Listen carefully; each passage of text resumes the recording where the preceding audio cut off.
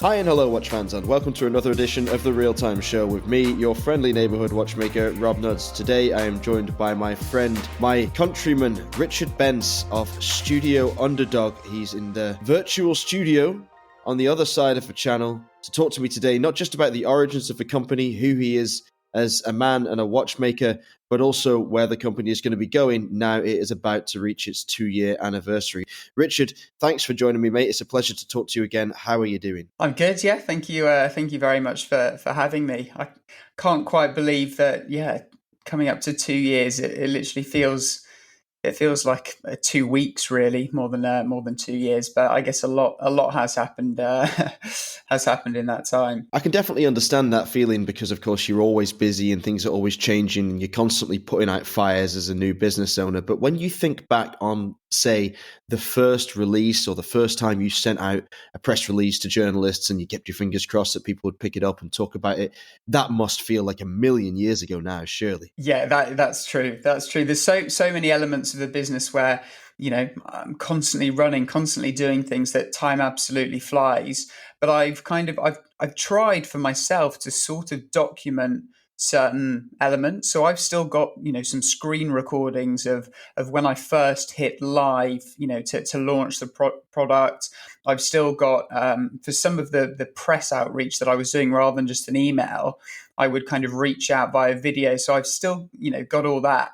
And occasionally I'll go back and look and sort of, reminisce. And that is something that feels like a distant memory. Yeah, that very much feels like a lifetime ago. Do you keep that content just for your own amusement or your own ability to remind yourself how far you've come, or are you actually going to put it into something that can be consumed by the followers of Studio Underd0g? Because as I understand it, and from a personal perspective, I know that you have a great deal of people who are great fans of your work thus far. I mean, since so much of that stuff was done right at the start, I absolutely would not have had the foresight to be kind of getting that sort of content, thinking that it would be useful as an asset or useful as part of any marketing project. So it was very much just done for myself. Something that if the business was a success, it would be interesting to look back on.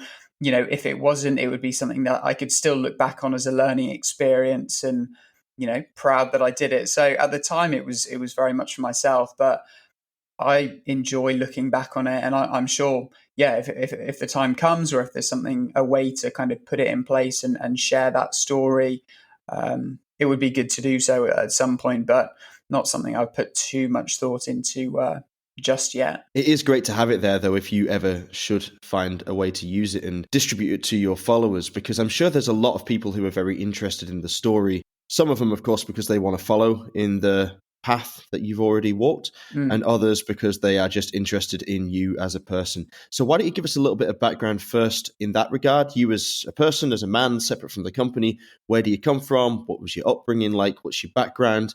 What's your education, etc., etc.? Give us an idea of who you were when you first stepped into the watchmaking game. Sure. So I guess the background is I was a product designer. My background is very much kind of rooted in design. That's what I studied at university. Absolutely loved the degree, loved the course. Studied in Nottingham on the product design course there.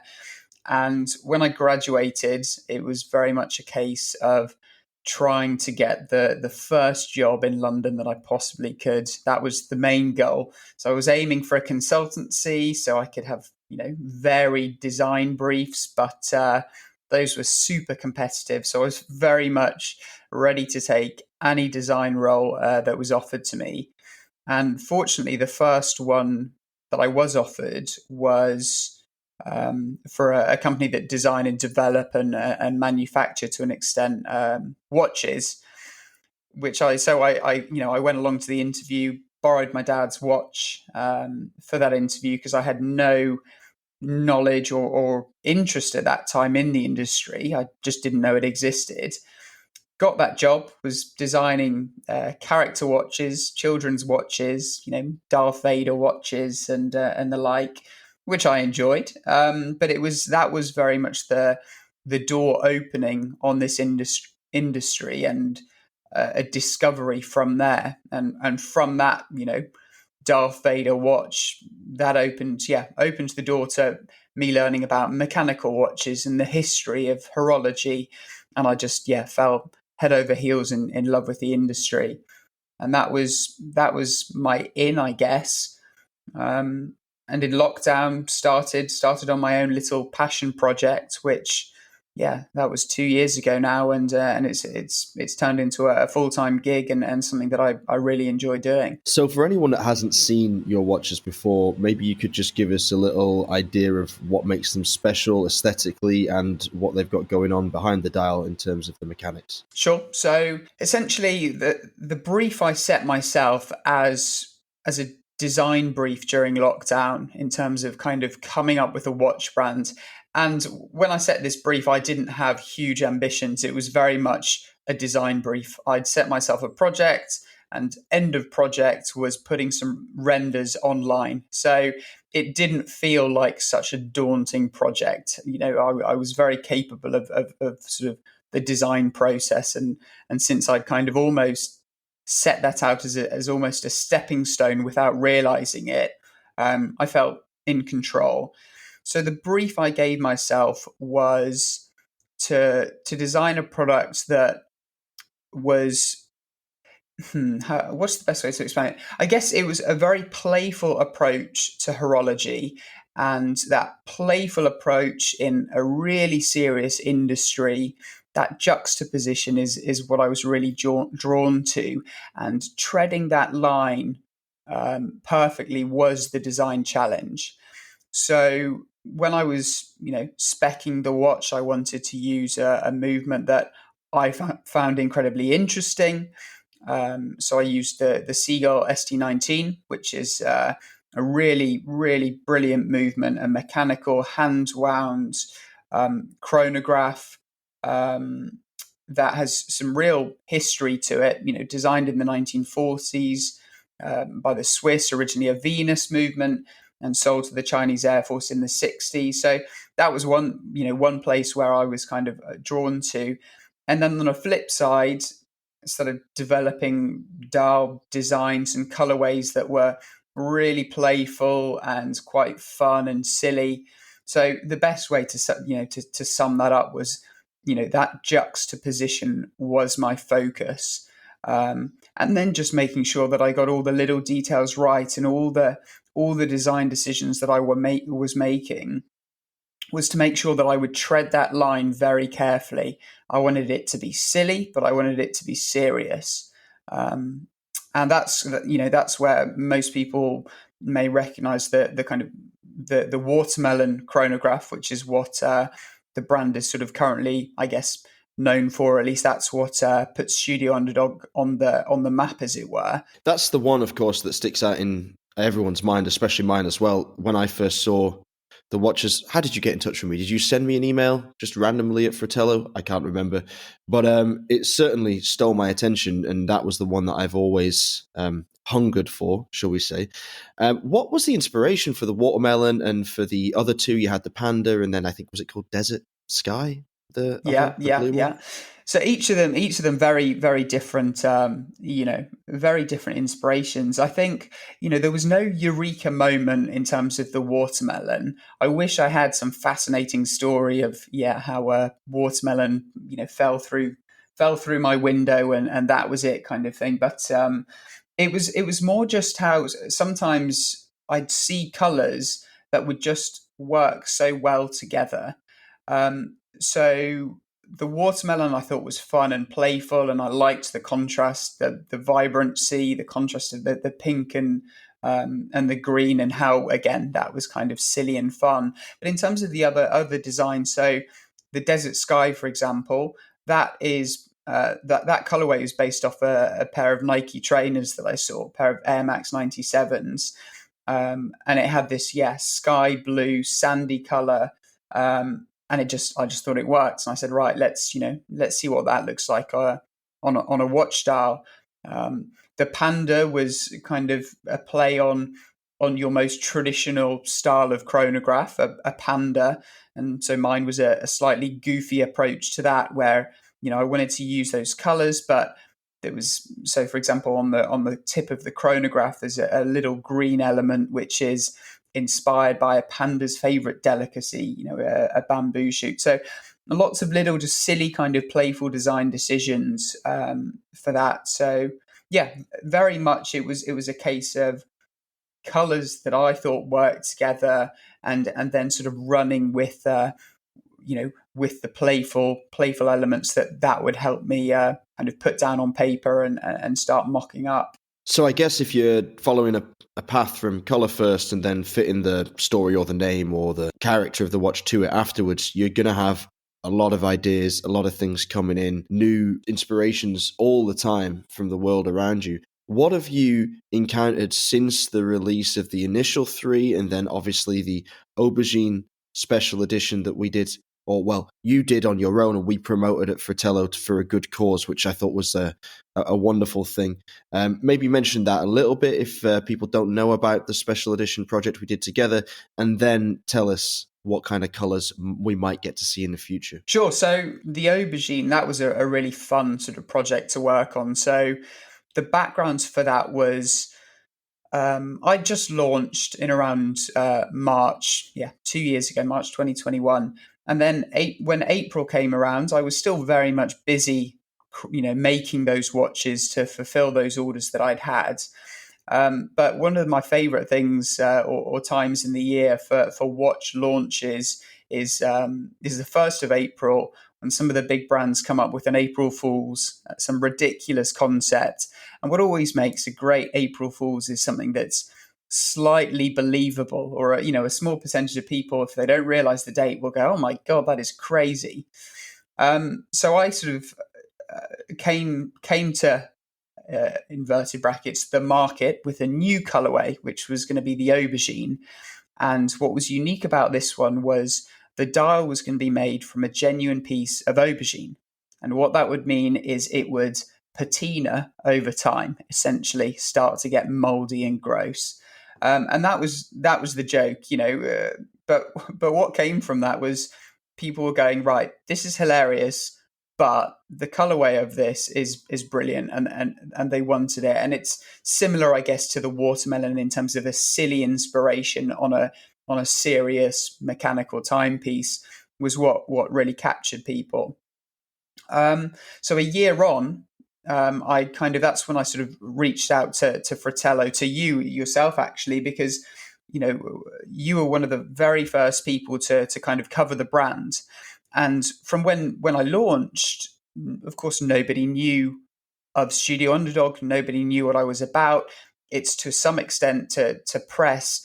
It can be a bit of a risk talking about a new upcoming brand that actually may not come to fruition, or may have challenges and may not live up to expectations. So I understand from a press perspective, when it's a new business, it's not always it's not always that easy to kind of pick up and start talking about.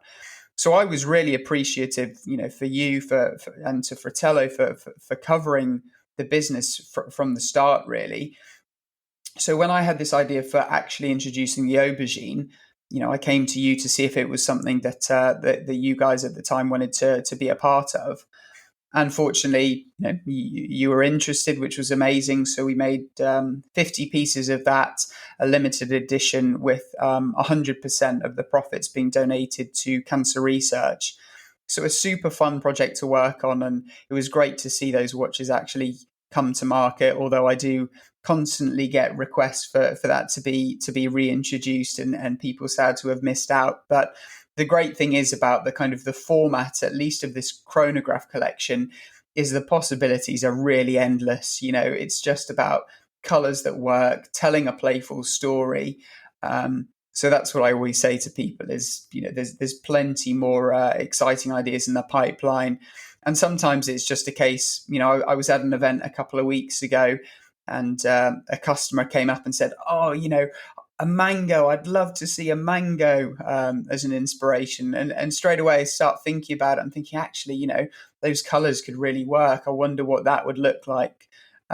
So yeah, possibilities are endless. And I'm always, keen to hear what people would like to see whether it's a case I just make it as a render to see what people think, or if sometimes it may come to fruition. Fruition being the key word. Yeah. There is a lot of inspiration on the fruit and veg and even just generally food side of things. I remember when we were running the campaign for the aubergine special edition, someone suggested a hot dog inspired dial. Do you remember that? Yeah, I think I've had hot dog. I'm sure there was pizza as well. I think was one of them. Hmm. Yeah. Well, I guess that begs the question: when on earth will Studio Underdog do a collaboration with Second, two of the most disruptive forces in the industry now? He could easily do a food-themed seconds hand for one of your subdials. That'd be all right, wouldn't it? For sure. No, he's a really talented guy. I think he's coming to London in a couple of weeks. So I do plan on sort of meeting him and having a chat. And as you said, he is sort of a bit of a design powerhouse in terms of he's got an incredibly unique style and DNA, and some of the collaborations that he's done have been really, really brilliant. So yeah, I'm looking forward to chatting with him, and who knows, we'll see where that conversation goes. But I'm sure something will come of it eventually. Oh, I can't wait to see that. He's a fascinating chap and very talented, that's for sure. And he's also been on the show. So he's a friend of the Real Time Show, and I'm sure soon to be a very good friend of Studio Underdog. But he also faced some uphill battles when he first got into the industry because nobody really knew what he was doing because it was such a novel idea that he had, in the same way that your watchers, and it's an overused word, but in your case, I think is relevant, did actually disrupt that lower price bracket because people couldn't really get their head around why we had such original dial designs and hitherto rarely seen colors in the watch industry with a very credible movement for a very attractive price.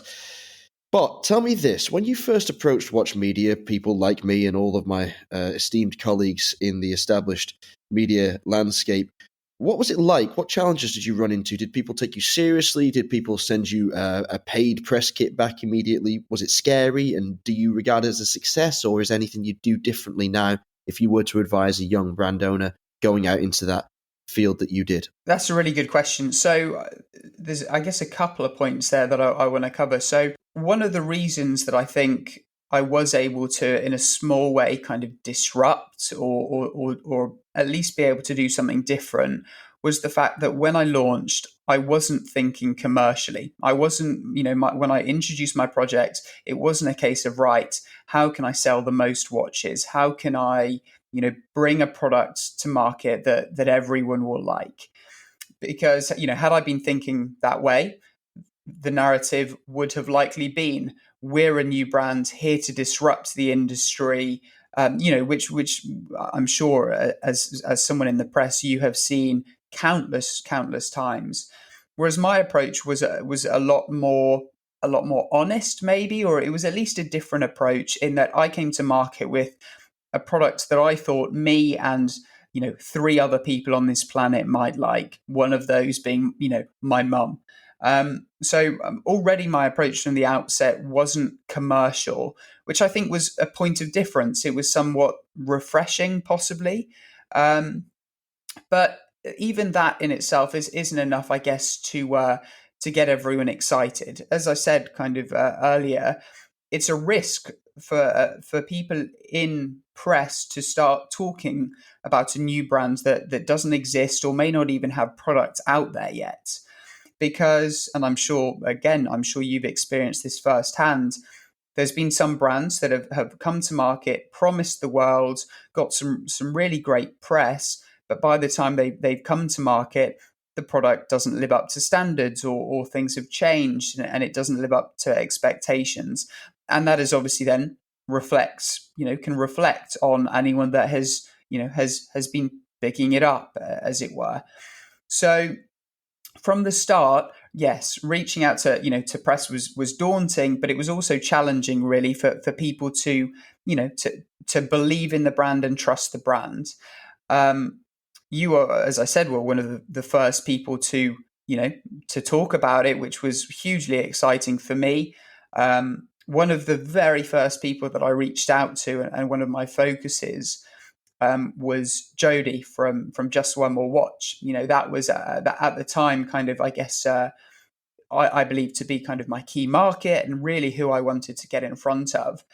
And that was one, for example, where I realized, look, he's going to get so many emails every single day, every single week of new aspiring watch brands, with the email of the body being 70% the same in terms of, an introduction as to who they are, what the product is, how they're different, how they're going to disrupt, etc. So when I messaged him, I said, okay, well, I want to sort of show that I'm doing things differently. And instead of sending him a paragraph in the format of an email, I made a video. I made a 2-minute video where I kind of did it in his style. I'd been a follower, a subscriber of his for a long time, and a fan, watching all his videos. So I knew the little kind of the nuances and the little in jokes, I guess as it were, in terms of how he talks, and let's flip the camera and have a look, and etc. So I made a 2-minute video that was not quite a skit, but it was a means to try and do something a little bit different, talk to him in a form of media that he loves and uses, a YouTube video, as well as it's much easier to communicate who I am, what I'm about, show the product in a video format. So that was, that I guess that was an example of an approach that was slightly different. And he got back to me very quickly saying, this is exactly kind of the thing that I'd want to talk about. And again, he was one of the people to talk about the brands before I'd launched. So I guess that was a case where at the start it was challenging to, I had to scream and shout and bang my chest to get people to kind of hear about me. Whereas as the brand sort of matured, even though it's only 2 years, I'd say as it matured, press, or the like saw that here we go. There's product on the market. Customers are happy. That's the main sort of vouch. Right? Maybe we can start, getting some samples in and seeing what we think of it. And because my product, I believe, lives up to or possibly even supersedes people's expectations, despite me having what I think is some awesome sort of photography and assets and great ways to kind of communicate the brands digitally, nothing can quite do a product justice as having it in hand. Unfortunately, that's sort of the way that people have reacted.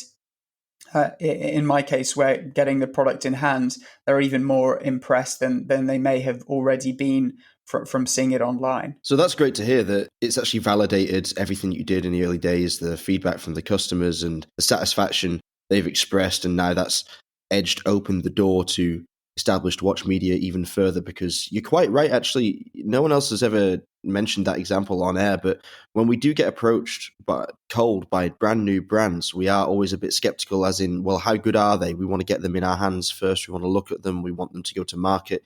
And it's a bit of a chicken and the egg problem for new brand owners, because you need the coverage, but it's hard to get the coverage until you've got a model out there, and it's hard to get a model out there and successful until you have the coverage.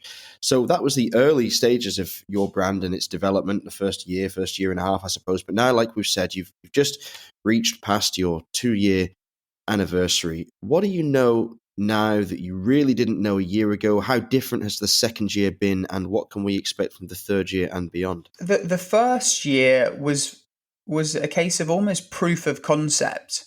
As I said, I thought it was going to be me and 3 other people that would actually kind of like my playful approach. But from when I launched and the first year, the success of the launch was, right, this is proof of concept that kind of my vision is something that the market wants and is interesting to enthusiasts, which was great because, the design brief that I'd set was very much to design a product that I liked.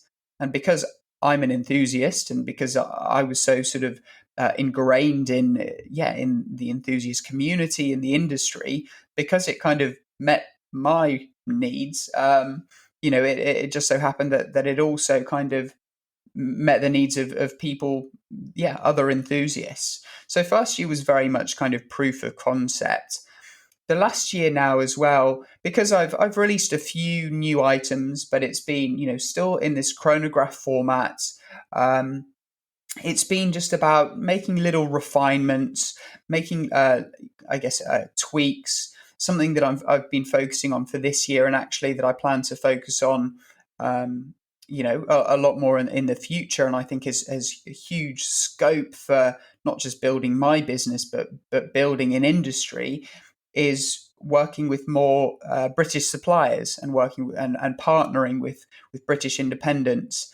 So from when I launched to now, some of the changes are I'm working with the strap tailor, who's a British independent who makes my straps now, and that's something that I wanted to communicate. Where a lot of other brands might purchase that kind of those kind of straps, but ask the strap tailor just to say, oh, take your logo off or put ours on. I wanted that partnership to be talked about. I want to be able to talk about working with British independents. So he's got his logo on my strap, and that's something that I'm very happy to talk about and get excited about. Where this year we've also or last year even we've started assembling all the watches here in the UK as well, and I think a lot of brands aren't necessarily doing that because it's cheaper to not do that. It's much cheaper to even have Swiss made on the dial than get the watches assembled here in the UK. How do you do that? Do you work with somebody that is independent in the vicinity of your HQ, or what's the relationship like with you and your watchmakers? I've been working with a company called Horologium, a great watchmaker called Raphael, where that originally we started talking when I just launched my brand. He was, in terms of his business was also in its infancy. And originally the relationship was he was going to offer after sales support. As that conversation kind of grew, I said, okay, well, actually, he can do the quality control element in the UK before watches are shipped, just as an added, an added measure to make sure that the quality standards were met. Whereas again, a lot of brands would either ship directly from China or directly from Switzerland from the factories. This was an added step that we were doing. And because he did, such a brilliant job, that relationship has matured, and now he's doing the assembly here in the UK for Studio Underdog, which is amazing. It's something that a lot of other brands, as I said, aren't necessarily doing, possibly due to the cost, or maybe they just don't see the value there, or at least not yet. Whereas it's something that I think is of huge value, huge importance. And as far as I'm aware, Studio Underdog, based on that, is already, in terms of quantity of watches, is already in the top 2 or 3, largest brands in terms of assembling watches in the UK. And that is not saying Studio Underdog is a big fish. It's just showing how few people are really doing it. So that's something that I find really important. I'm really passionate about kind of continuing to do, and it's something that I see huge opportunity in terms of the years to come. I want to continue communicating, but also in a really honest way as to how my business operates, who I'm working with, so people can get a feel for what's going on behind the scenes, which is something that, again, I think a lot of other brands will always try and hide away from, or kind of try and communicate a message that isn't that they what's the best try and communicate a message that isn't always totally transparent. Even if it's honest, it might not be transparent. So that's something that I think is incredibly important. That's interesting. So, for those of us that can't make it over to the UK right now and sort of visit you at your facility or office or HQ, could you give us a little virtual tour in a day in the life of Richard Benc? What's it like when you get to work or when you get up in the morning? What's the first thing you do? Where do you go? Do you have an office? Do you visit your watchmaker? Tell us a little bit about that. So every day is different, but my in terms of the business model, it is incredibly lean. It is incredibly simple.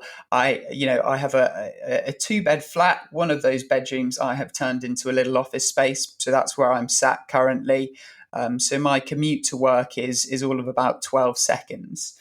Um, my watchmaker is based in Reading, so I head up there fairly frequently. So I'm going there in a couple of days actually, just to oversee the current production and the assembly, which we're currently doing for the core range, for some outstanding pre-orders.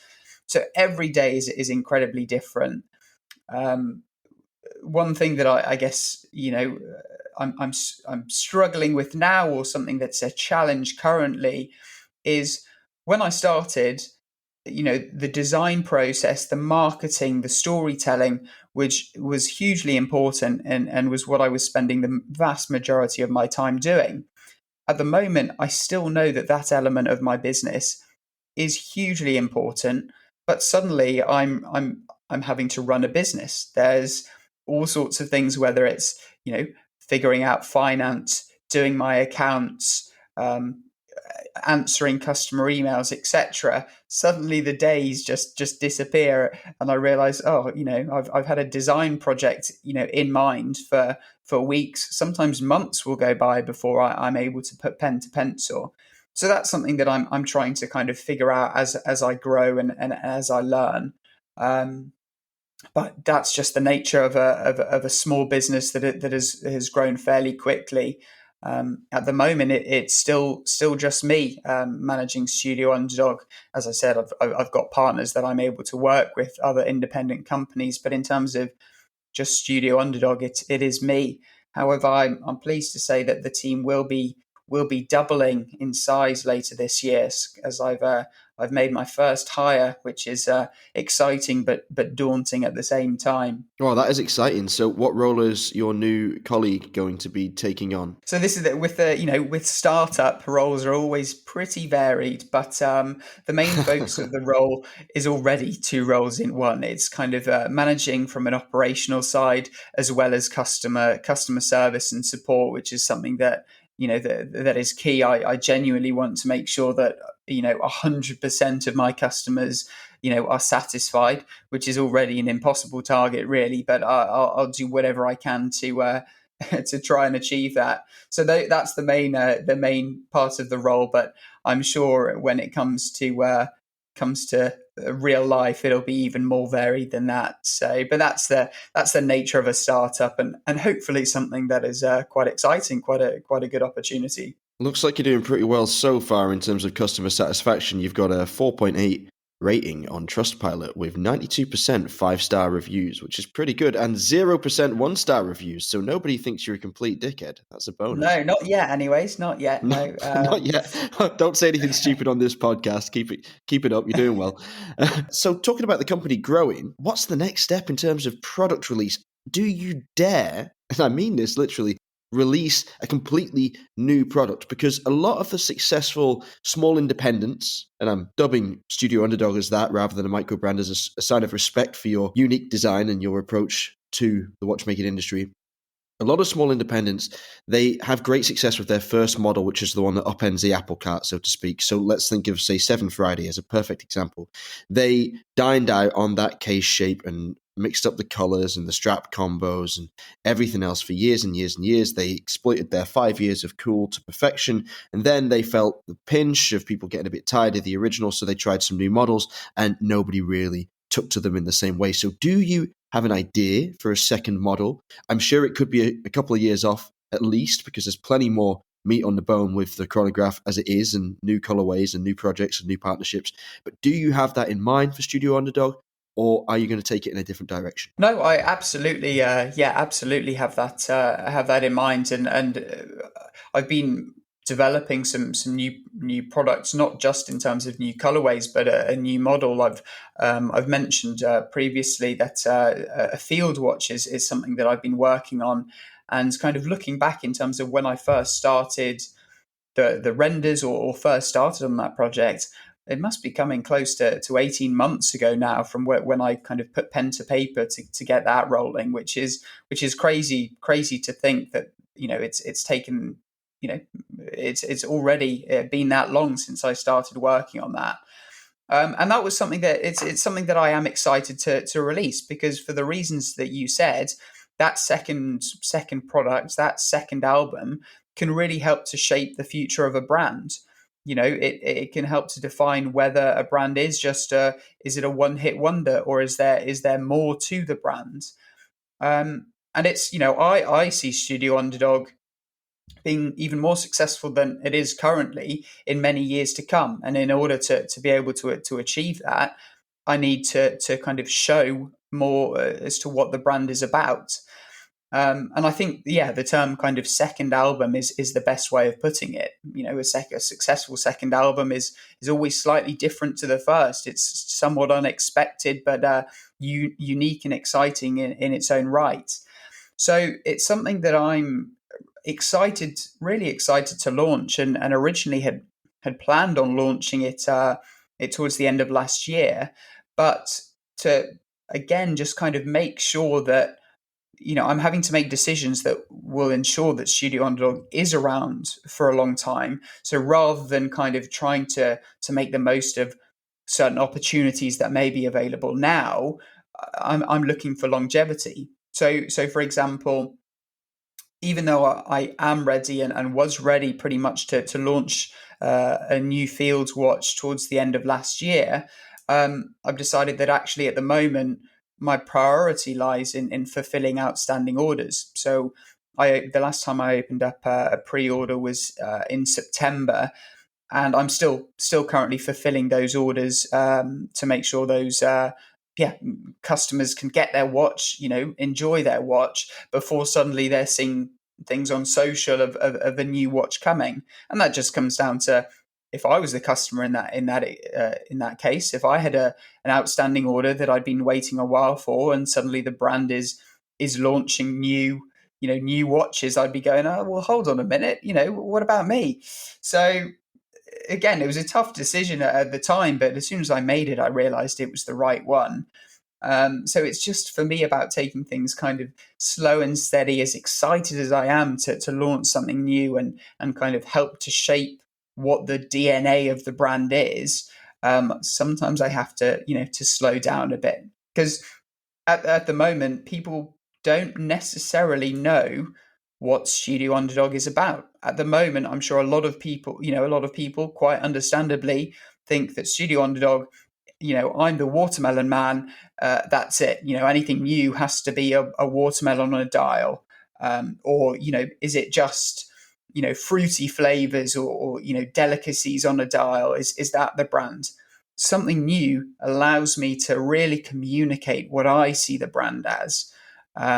So, as I said, it's something that I'm really excited to do, and something that I guess to an extent I have confidence in as being the kind of the right decision. Well, you sound confident, and your justifications for waiting and keeping your powder dry are absolutely on point, I have to say. It's really heartening to hear that kind of patience from a new brand owner, because, I mean, I've been in intimate conversations with many people in your position, some further along the road and some just starting out. And one of the hardest things to do is to control that enthusiasm for the new models that are due to come out in 2 or 3 or 4 or 5 years. And, whenever any designer or creator comes up with some great new concept, they are wont to believe in it wholeheartedly and desperate to share it with the world. But strategizing your release calendar is tough and takes discipline, and you clearly have it.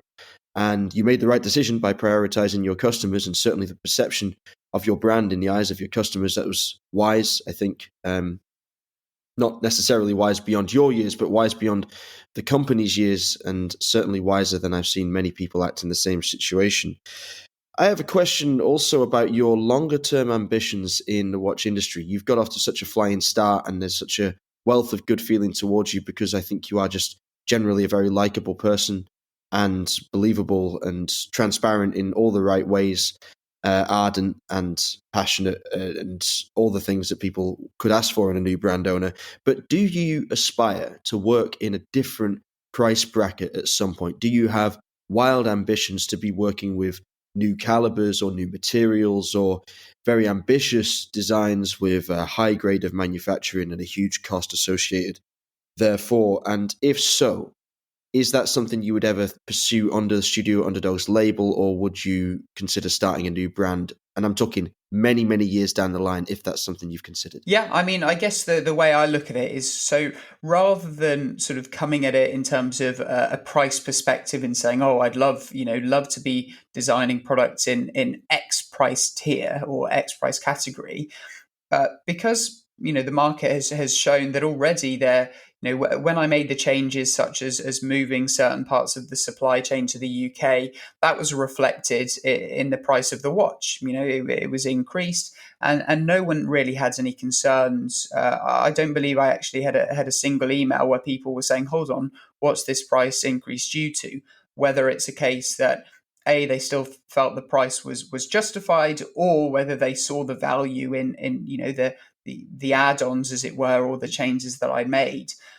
And so that was the kind of the first point where I realized, okay, well, look, this gives me an opportunity to work with different suppliers, more expensive suppliers, maybe using different movements. Swiss movements, for example, are already a large step up in price. I think already it's clear that that's something that, at least within the Studio Underdog brand, the market wants. You look then, at a totally different price point. You look at the likes of Moser, who are doing something that is high horology, but they're also still able to poke fun at the industry. There's still clearly there. I think there doesn't appear to be a ceiling as to what someone's budget is if they want something that is of mechanical significance or horological significance, while also still being totally ridiculous. Then there's products there, and there's that the Moser, for example.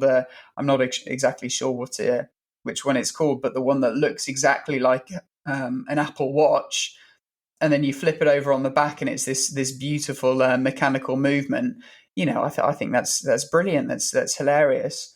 Um, I've not really put too much thought into super high horology, but certainly kind of looking to make improvements, or to work with different suppliers. And because my customer base has shown that they would be willing to pay a premium for something unique, or whatever, it does kind of motivate me to start experimenting a little bit more at a slightly higher price point. Um, but it's sort of almost something that I need to figure out as I go, really. Um, we'll see when the time comes. I haven't put too much thought as to whether it would be under the Studio Underdog brand. I don't know if that would be a little bit confusing. An Underdog watch at a significantly different price point, but we'll see. I guess that is the question, isn't it? Whether people would get on board with that. I personally think that if you're ever going to shift gears that dramatically, starting a new brand, even making reference to the previous one as like from the founders of Studio Underdog, is the way forward, because you do want to try and convert your existing goodwill currency into a future project, but at the same time, you don't want to muddy the waters too much. But talking of the clear waters as they exist right now, where can people find you physically in the coming months? Where will you be? At watch fairs around the place? Will you be holding an open door event at all? Let us know where we can try the watches on. So I've signed up to. I try and sign up to as many physical events as I can. I'm an online business. It's difficult for me to get product in front of people, and quite rightly, people want to get hands on before they make a purchase. So I'm doing a handful of events in the UK. We've got one coming up in the next couple of weeks. I'm not sure when this will go live, but there's one on the 18th of February up towards Birmingham, called Watch It. I've signed up to all the wind up events. So there's one in San Francisco, Chicago, New York, which I'm really excited about. I went to the wind up in New York towards the end of last year, and that was my first time in the US. So it was quite an exciting trip, and really fun, and great to kind of meet enthusiasts. Over there, there's a huge enthusiast community in the US. It's something that I'm keen to do, and kind of explore more territories. I know there's a big community in Singapore, for example, and even in the Middle East, there's a sort of a desire and a demand for micro brands or independents as well as high horology. So that's something that I'm always keen to do, and I'm excited to be able to do that now a little bit more this year, especially considering when I launched, that wasn't an option. There was no physical events going on because it was in the midst of COVID. So yeah, excited to kind of to jump in there really. What kind of expense does that mean for a small brand? I mean, traveling around, especially to wind up fairs in San Francisco and New York, and by the way, hopefully I'll be there as well, so perhaps we can hang out and you can show me the new watches. I would love that. For sure, for sure. That's going to cost a fair bit, right? How does it affect your annual budgeting when it comes to events? Because it'd be nice to be everywhere, because like you say, getting products on people's wrists is really difficult for an online only business. But what do you do when you're faced with these decisions? How do you decide? For the ones in the UK, it's fairly easy to justify purely in terms of their kind of physical exposure, as it were. It's really good just to meet people in the industry, meet the community, get watches on wrists, and even if that means on the books it's a loss, it's still, that is the opportunity there. And that's usually what I kind of am able to justify it as. A lot of other brands it'll be a case of justifying based on sales and sell through made at that event.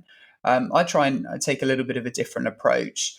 For the wind ups, the cost of the fair is more significant. I'm having to to fly over, and the costs are a lot higher there. So I do plan to open up pre-orders at those physical fairs. So where online currently and for the most part, there isn't any availability until I do a next pre-order window.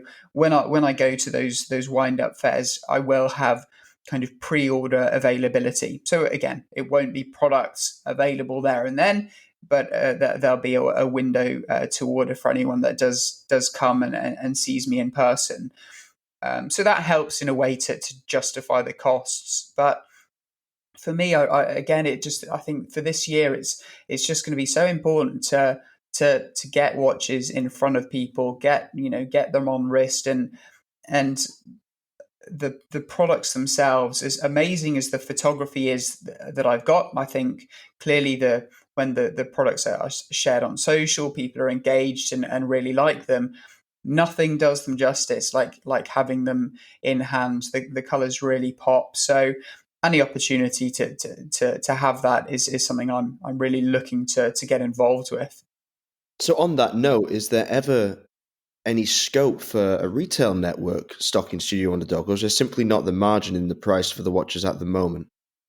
It's something that I've started to experiment with. So at the moment, I have one retailer, which is James Porter. So that's up in Scotland, and it's really, for me, that was a means to kind of dip my toe in something that I didn't understand or don't.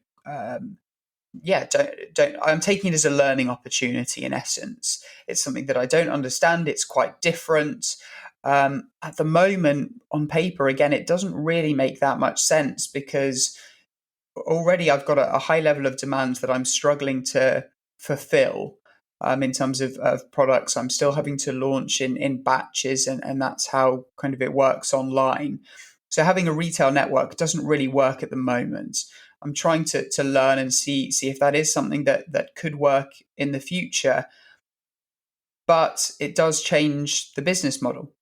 As much as people hate it, the term, cutting out the middleman, when it comes to a brand sort of launching and trying to communicate how they're selling direct to consumer, to an extent that is the case. There are lots of costs involved, quite understandably, that come with a retail network or a distribution network. There's a lot more steps and processes. It is a great opportunity, obviously, to get watches physically in front of people. People can go to a retail store and see them. But at the moment, it's not something that I'm focusing too much on. And at least for the near future, I really think my focus is on that kind of the direct to consumer. And as long as I'm able to effectively communicate my products as I'm currently doing online, and I'm always constantly trying to make improvements in how I'm able to do that, I think that the direct consumer model is slightly better for the time being. Well, it certainly doesn't sound like you need any help selling the products. I mean, it would be nice, I'm sure, for prospective buyers to get it on their wrist. But of course, we aren't talking about a watch that retails for 5 or 10,000 here. This is a watch that is more like €500, pounds. I'm not exactly sure what the current exchange rate is for your watches, but it's around that price point, right? So, I mean, that's a big difference because people are queuing up to buy these pieces. Like you say, your issue, rather than exposure and people being interested, is actually more one of fulfillment. So perhaps it would be nice to have a few retail partners around the world just so people could see the products and so you could build the brand by a high street presence in some way or another. But ultimately, at this point, it clearly isn't necessary. So, question for you. You said that you got into the watch industry almost not by accident, but because you took a route to get a job in some form of design and ended up designing character watches. The Darth Vader watch, of course, which will go down in history and I'm sure one day be preserved in the Studio Underdog Museum for us all to come and see in 20 years' time. But are you now a watch guy? I know you're a watch brand owner and a watch designer, but are you a watch guy now? Like, are you interested in other brands as well? For sure. Yeah, absolutely. And that was originally when I kind of, whilst designing that Darth Vader watch, that was my sort of a little bit of exposure to the industry. And suddenly I discovered it really. And from there, for the next 6 years before I'd launched, started launching my own brand, that was it. I was an enthusiast. Have different watches in my collection from other brands, ranging from micro brands to to Swiss brands. That was it. I was very much an enthusiast first, which helped me when it came to kind of decision making. I was constantly reading up on the latest releases and was going to Basel World to see what was coming, and that was it. It was a passion of mine before I really even had any interest or knowledge that I wanted to bring a product to market. So 100%. What's your favorite brand other than Studio Underdog? Ooh, it would have to be MB&F, I think. I just think what they're doing is incredible. I think their story is amazing. I've recently bought the book from Max Buser, which is the 15 years, the history of MB&F, and I'm making my way through that. And it's just such an incredible story, and that their products are obviously totally unique and totally bonkers. And yeah, a brand that I look up to, and obviously look up to Max himself. So that would be that's my go-to, I guess. Is yeah, I think it's still a way off before I can ever own one, but I like popping into Watches of Switzerland on, I think it's Regent Street. They've got a small MB&F boutique where they've occasionally got a couple of pieces in, so I always go and eye those up, and yeah. Do the retail staff know who you are in Watches of Switzerland? Funnily enough, yeah, they're originally just as as a punter that was coming in, and then I think at one point I walked in with a Studio Underdog branded tote bag, very very subtle, I know, and yeah, it was picked up. A couple of the guys recognised it, and actually, a couple of the guys there said, "Oh, I've got my Studio Underdog on order."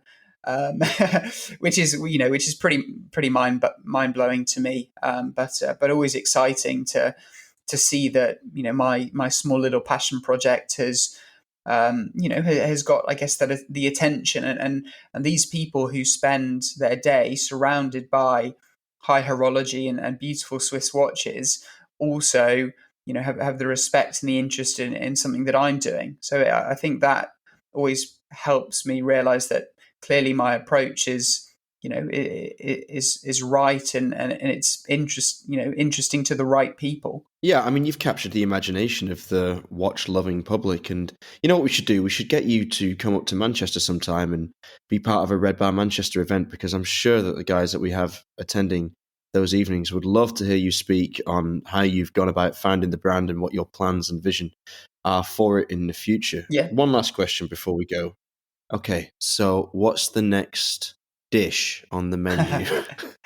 The next dish. There's a few in the pipeline. There's a few samples and whatnot that I'm working on.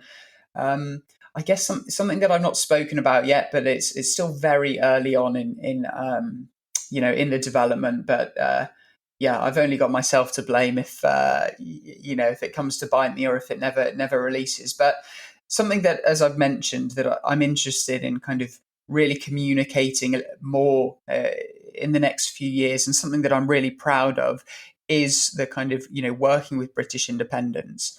So something that I quite like to do, which was an idea that was given to me by one of the assemblers, Christine at Horologium, my watchmaking partners, was she suggested a coffee dial watch. So what I've kind of taken this idea and I've run with it in terms of what I'd like to do is create a couple of different coffee style watches, whether it's an espresso or a flat white. And in order to get these watches, it'll be a case of these are experience exclusive dials, where if as part of the offering, as part of the launch, people can go along to my to my assembly partners and get be able to assemble their watch, and they can select of the dial, whether it's from the core range or whether it's from one of these coffee dialed watches, can go and experience that process, get to assemble their watch themselves. If this kind of idea does move forwards, it'll be a case of having a totally unique watch that if someone sees it, if someone comes along to the Red Bar Manchester and sees, hey, that looks like a Studio Underdog, but I've never seen that before, they can say, well, this is something unique. This is something that I assembled myself. And horology is all about storytelling, and that's something that I think is a really exciting story, really fun. Again, something that I don't really know if anyone else is offering. I think you can go to Bremont and assemble a watch, but I think it's then disassembled afterwards and put back for the next person. And it's, I think being able to kind of keep your watch and, I think will be a really interesting one, a project to do. So we'll see. You've got that out of me. How's that? I love it. I love the fact we got a scoop. I love the idea. I think it sounds brilliant. And if you need any help promoting it or pioneering it, let me know. I would love to have a go myself. Okay, quick one while I've got you over a barrel. Can we do a collaboration together for a good cause at some point, please, mate? I'm always keen to do collaborations for good causes. Some of my favorite projects that I've done, and I've done two now, one being the aubergine and another that I did towards the end of last year, which was a pumpkin watch. And both of those were purely charity focused. It's something that, whilst I have the opportunity that I'm able to do, is something that I'm always interested to do and put the work in for a good cause. So yeah, absolutely. Shoot me some ideas, and we can see what can be done for a great cause. I will do, mate. Thanks very much for your time. That was one of the easiest hours I've ever spent on the mic. It's going to take basically 2 minutes to edit this whole thing because you're such a fluid speaker and you present the brand so well. And I'm really grateful for you spending the time with me this morning. If any of our listeners have questions for Richard, you can get in touch via the usual channels. You can find me on Instagram at RobNuds, that's ROBNUDDS, or my regular co-host Alon Ben Joseph at ALONBENJOSEPH. Or you can send us an email at either rob@therealtime.show or alon@therealtime.show. We'll be back soon with another Q&A session. Until then, stay safe and keep on ticking.